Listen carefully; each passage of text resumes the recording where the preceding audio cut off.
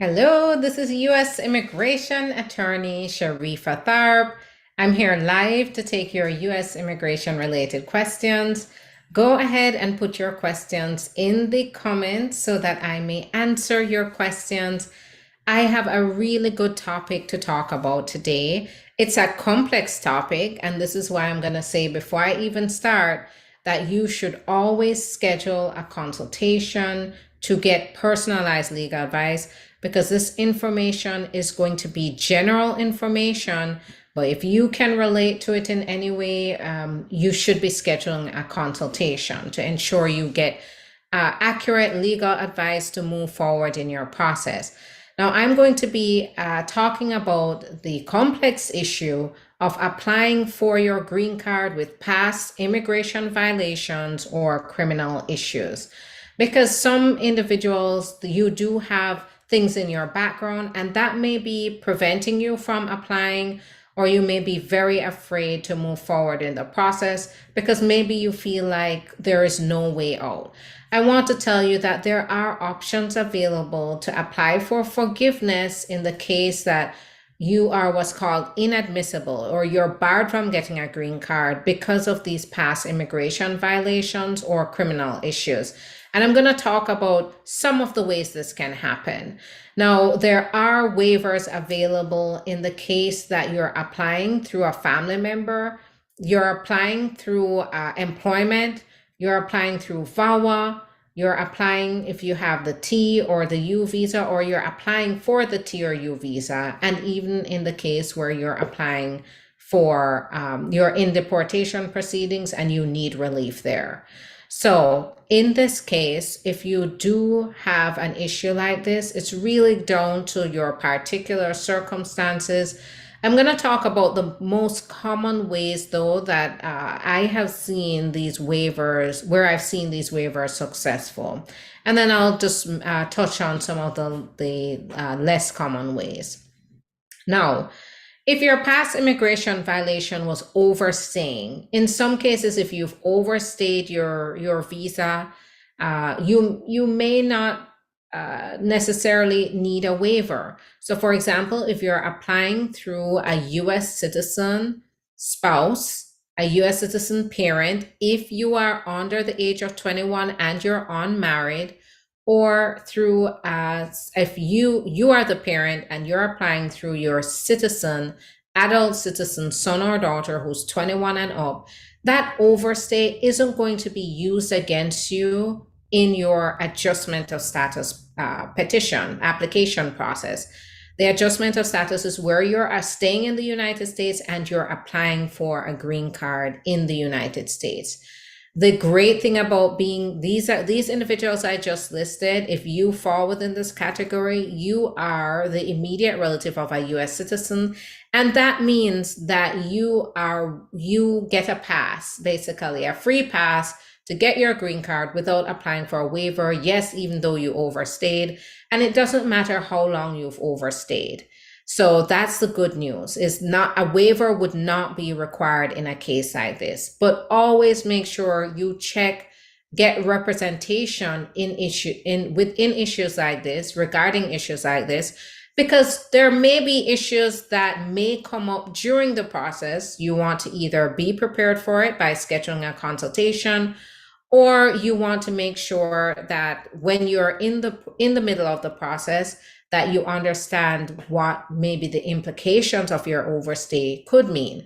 Now, for example, overstaying a visitor's visa, overstaying your, if you're overstaying other types of maybe employment-based visas like the H-2B, may not cause any issues with adjustment of status if you're the immediate relative of a U.S. citizen. I'm going to list who are immediate relatives of U.S. citizens again. Immediate relatives of U.S. citizens is not every relative of a U.S. citizen. It's going to be the spouse of a citizen, the parent of a citizen who is age 21 and up, the citizen is age 21 and up, or the son or daughter of a citizen who is under 21 and unmarried. If you fit within this criteria, you are the immediate relative of a U.S. citizen. And if your only immigration violation is that you overstayed a permissible visa, you are likely to qualify for adjustment of status, but make sure you confirm that in a consultation. This is what I help my clients with. You can always schedule and talk to me, and we can talk about what to expect in your process and whether you qualify. Now, there are certain visas that you do have to watch out for, that you will maybe have issues and where you may need a waiver. One is the crewman's visa. So if you have the crewman's visa is usually when you're coming in as a crew member on an airline or on a cruise ship. If you came in and you overstayed that, then there is no adjustment of status for that. You will not qualify for adjustment of status. And so you have to be very careful about assuming that if you overstay, you can qualify on the crewman's. You cannot. Now, the other is if you came in on a J1 with a 2-year foreign residency requirement. If you do have it, change of status to another type of visa or adjusting status here in the United States is not permissible until you've satisfied the 2-year foreign residency requirement. The 2-year foreign residency requirement, usually they'll write it on the visa or write it in your passport that you're subject to the 2-year foreign residency requirement. And if it's there, it means that before they're going to allow you to get the green card or get change of status, you have to be outside of the US, living outside of the US for 2 years after your J1 program is complete in order to get to move on. So a lot of people end up overstaying their J1 with the 2-year foreign residency requirement. There is a waiver available to waive the 2-year foreign residency requirement, but it's going to depend on what type of application you're applying for and what your circumstances are. So that's where it's important that if you do have a J1 visa, you schedule a consultation and get representation because it may not be so cut and dry.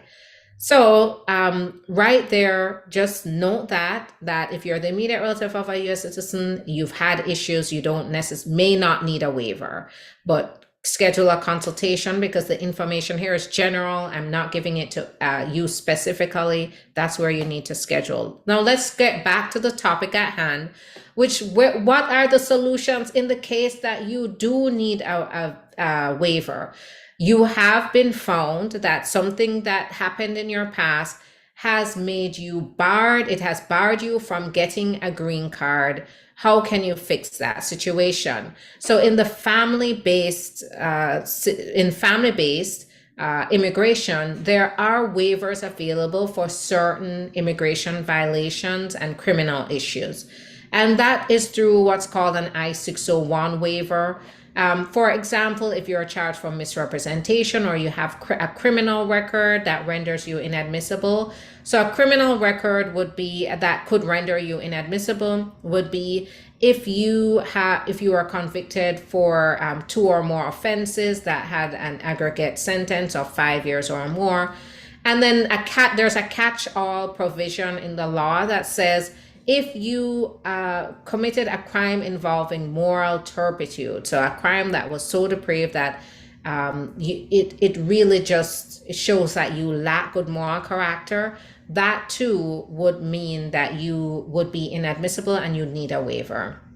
Now, in the criminal context, where this is the inadmissibility, the bar that you have on getting the green card is based on on a criminal issue.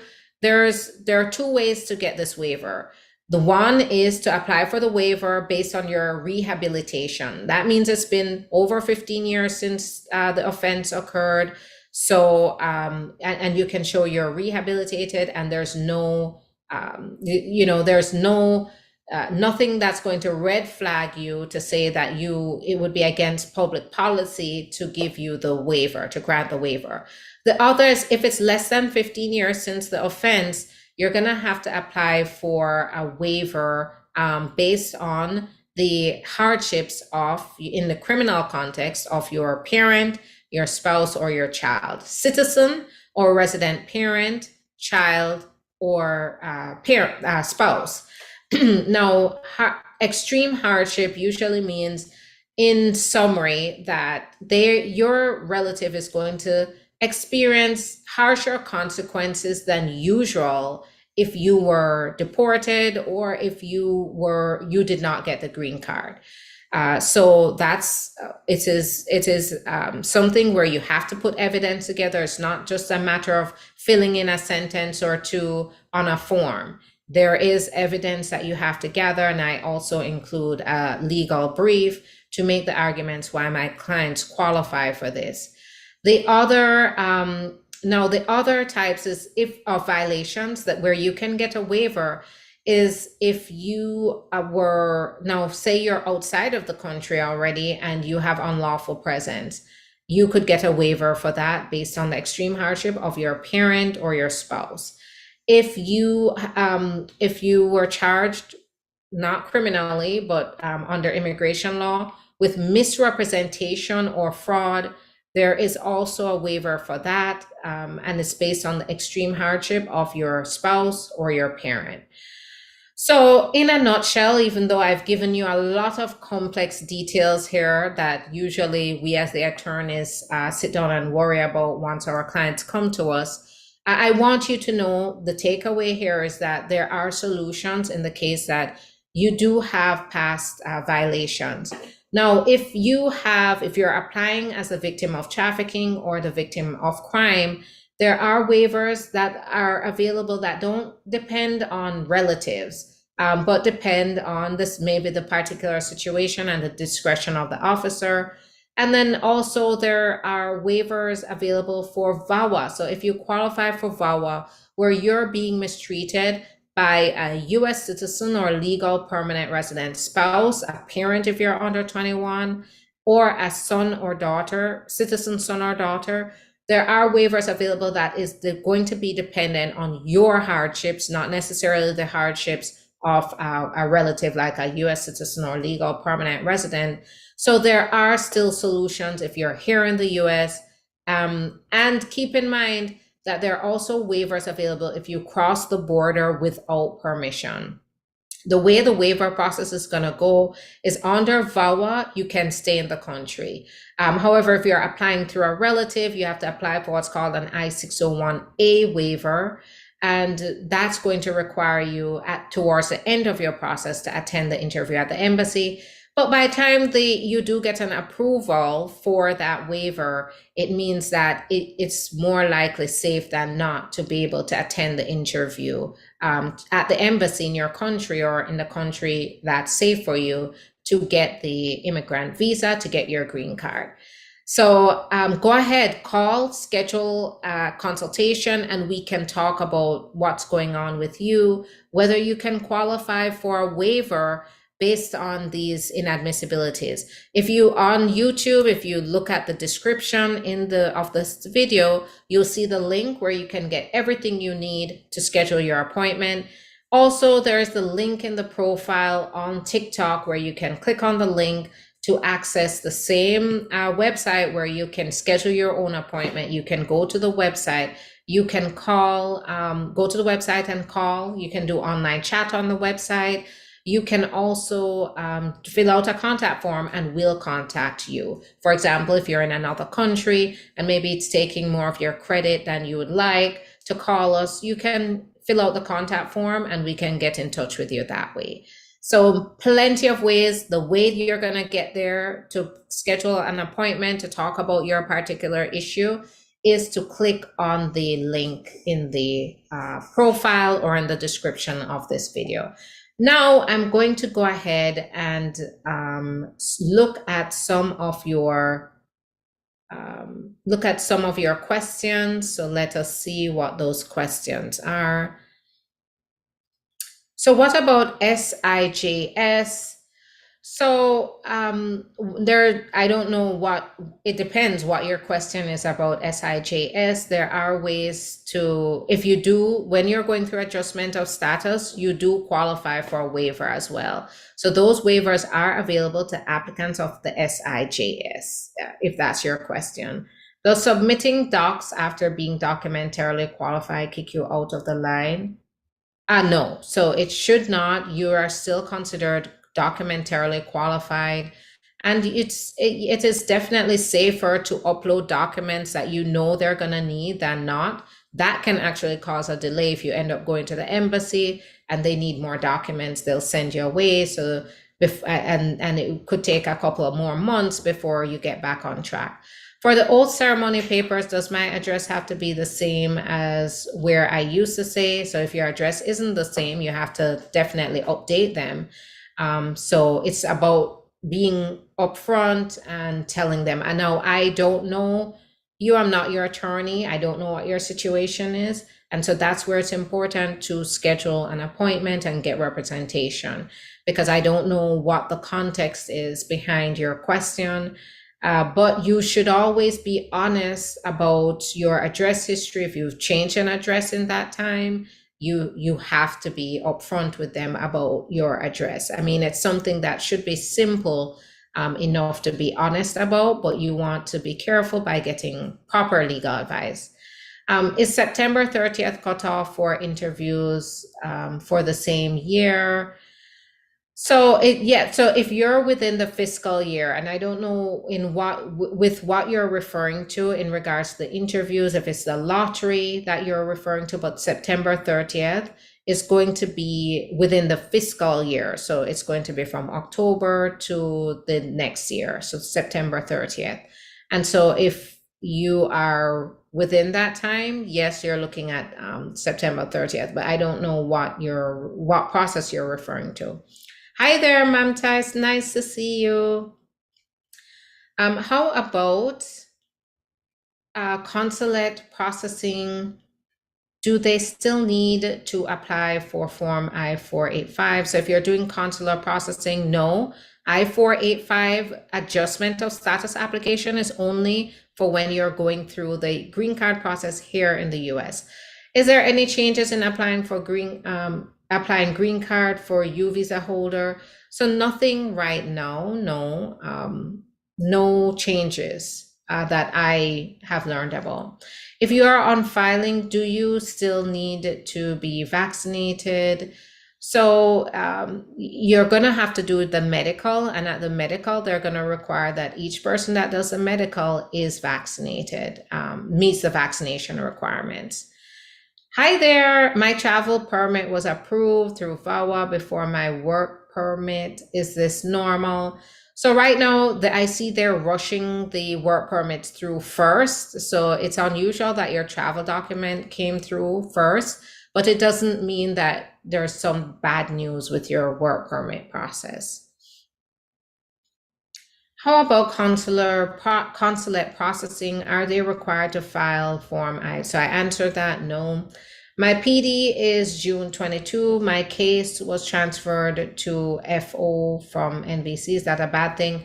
So I'm not your attorney, and it really, if it's a bad thing, it's going to depend on what's going on in your case. So that's going to be up to your attorney to be able to tell you. So no lottery. Is there any chances in applying GC for U visa status? Absolutely. So you can apply through adjustment of status as a U visa holder. Absolutely, you can do that. So they sent RFE to let 2 people write affidavit statements that your marriage is real. Okay, so that's so Nanjin or Ninajin, get legal representation. At the point that you are getting an RFE and they're asking you questions about the bona fides of your marriage, you could have a problem, and you want to make sure you fully understand the process and that you're prepared for what's to come. So get legal advice. I can't tell you what can be done because I don't know your case and I'm not representing you. That's where you should call and schedule an appointment and get representation to help you through that RFE. Because whenever you see that there's a problem with them, convincing them that your marriage is real, there's a big problem that may be looming for you that you want to fix ASAP with very few errors going forward. September 30th, CR1 cutoff. So with the the there's no so there is no cutoff for interviews. I don't know if you're gonna age out, but I don't know your case. I don't know what's going on, but this is a family-based process and there's no cutoff for an interview. So you should schedule a consultation and to discuss what's going on. Unless you do have some aging out issues, that's where I could possibly see a problem, but there's no September 30th cutoff. Is it possible because I did my paperwork myself, it's taking this long? What can I do? Sometimes I have seen that be a problem, where if you've done it yourself, it means that you probably, I don't know what your case is, I don't know what you submitted. When I have seen people do it themselves, they don't fully understand the legal implications behind questions or requirements. They don't really see they don't understand all the requirements. They don't understand what to look out for. And so the application may be shabby. For a non-attorney, maybe a little shabby. And because of that, it can be, take a longer time because maybe it's taking them a longer time to sift through your application. So that's where it's important to get representation. Is humanitarian financial hardship a reason to expedite? If so, why is NVC denying it if you supply the documents? So it could be, but it depends. If they don't feel you meet the criteria for that, they could deny it. It's really the NVC sends it to the embassy and the embassy makes a decision. And if they don't feel like it meets their standard, yes, they can deny it. How can I get in touch with you to tell you about my case? You can schedule a consultation. You can go on YouTube, go to the description of the video, right below the video, you'll see the link. There are so many ways. It's very easy to get in touch to schedule that consultation. I don't take messages through DM. I don't give legal advice through the DM. While I'll take messages, you will get a response as to how to properly get in touch to schedule an appointment, because that's where you're going to get the advice you need to go forward. When will my son get his Social Security? Since I got my work permit, he's 13 years old. I wouldn't be able to have that information just because I'm not your attorney and I don't know what's going on in your case.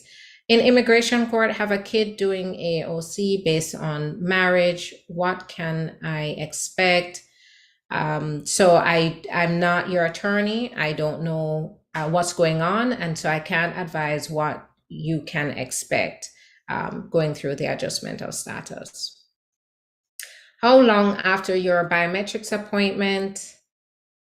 How long after your biometrics appointment do you receive your interview date? It varies. It depends on your case. Lost my original passport but renewed it. Is it okay to travel on my approved parole out of the country? I reserve that advice for my clients. The reason being, I'll tell some of my clients don't travel, and I'll tell others it's okay. I believe the risk is low, but there's always a risk. Whether it's advisable for you is going to come down to what your case involves. Do you have past immigration violations? That could be a problem at the border. Could they turn you around because of that? So those are questions that really require a consultation, and at most for you to be my client. So I can, because I know my clients' cases, I know what's going on and what to look out for. And so this question requires a lot of follow-up questions. Hi, I'm a green card holder, but expired. Let's see. I also gave a British passport, card expired. So if your card expired, if you're in the country, doesn't mean you stop being a permanent resident, but you do have to apply to get a new one. Now you do need to travel. If you need to travel, you need to apply for a new green card. You apply for a new green card and you'll get what's called an extension letter. And that usually allows you to travel while you're waiting for your card to be sent in the mail. However, I don't know what's going on. Are you outside of the US already? Are you in the US?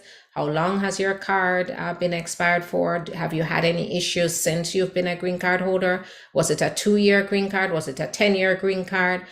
These are the follow-up questions that definitely require consultation. Do you know why they're taking so long with a K1 visa? They're backed up, and it also depends on your case. Are they still accepting B2 visas? Yes, but it depends on the embassy that you're applying through. Some may be years out to get an interview. My boyfriend and I got married recently. We've been staying in different states. Can we file taxes? So if you can't file, so congratulations, you got married. Now, tax advice is going to be different from immigration. Whether it's advisable to apply jointly with your spouse, it's going to depend on what's the tax liability after you file together. Now, if you're applying in immigration, joint taxes is always a great thing. But there are situations where if you file with your spouse and your spouse has liability to the IRS, you may not get any refund back from that if you're entitled to a refund. So you have to be careful about, getting the tax advice versus the immigration advice. Under immigration, joint taxes look great. Is it advisable? That's another question regarding tax. Also, in process of citizenship, what document do I need to come back? So I'm not sure with your citizenship. It all depends. I noticed you said come back. Where are you? Are you outside of the country? Have you been outside of the country for a long time?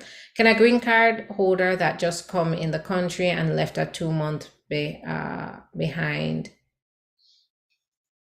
So if you just came and you have a 2-month-old, you may be able to get your 2-month-old here.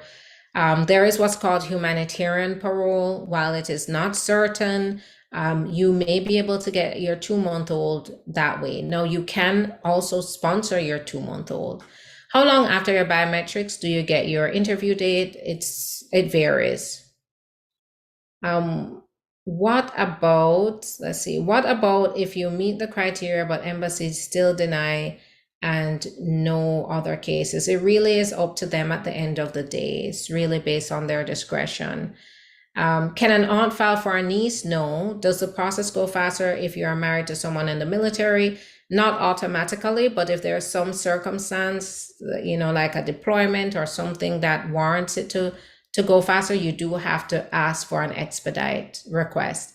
I want my friend to come visit me. Can I apply for a B2 visa for him? No, but they can apply, and they'll probably have to let them know the reason they're coming, but there's a whole other set of evidence that they have to show to get that B2. If I submitted docs after being doc qualified, will it kick me out of line? No. Can I file for my niece? No. I did my asylum interview since 2019 and response still pending. What can I do to speed it up?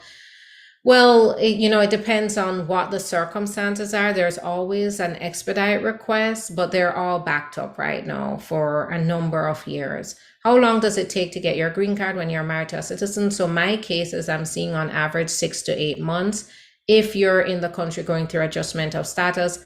And then it could be anywhere from 18 months to 24 months right now, just because they're backed up if you're outside of the country. All right, that's going to be it for me. I'm heading on over to Instagram. So I'm not done yet. I'm just heading on over to Instagram so I can spread the word about this information. Go ahead and join me on Instagram. If I didn't get to your question, you can always post it there on the live. I am the immigration attorney on Instagram. I'm also on Facebook. I'm ST Law Office on Facebook. So any one of those would be good. Join me there and we can continue this conversation. Now, if you would like to go ahead and schedule a consultation, go to the link in the profile and you'll see everything you need to schedule that consultation. You can even do it on your own without calling, and I would be happy to talk to you more about your case. I do see one more question on YouTube I'm going to answer before I head out. My biometrics appointment is this Thursday here in Broward. If the hurricane comes, will they cancel my appointment? I'm calling USCIS but can't reach. So yes, if they need to, they will cancel. And You may not get an immediate response, but you'll get notification. You can check the USCIS website to see if they're closed, and chances are if they're closing, you will get a cancellation, and then they'll reschedule. All right. So thanks. Join me on Instagram. I'm going to be on there in a quick minute where we can continue talking. Have a good one. Bye-bye.